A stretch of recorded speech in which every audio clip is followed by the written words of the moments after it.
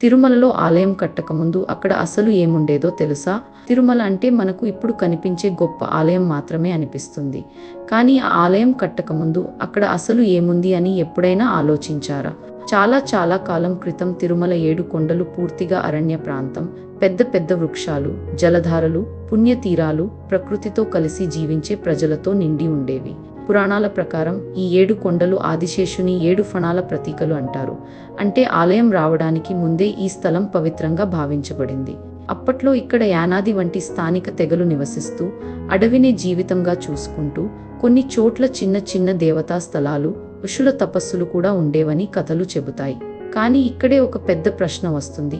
ఇంత పవిత్రంగా ఉన్న ఈ కొండల మీద చివరికి ఆలయం ఎలా వచ్చింది? ఎవరు ప్రారంభించారు అనే కథ చాలా మందికి తెలియదు. 7 కొండలపై ఆలయం ఏర్పడడానికి కారణమైన సంఘటన ఏమిటో ఆ అసలు కథ పార్ట్ 2లో ఉంది.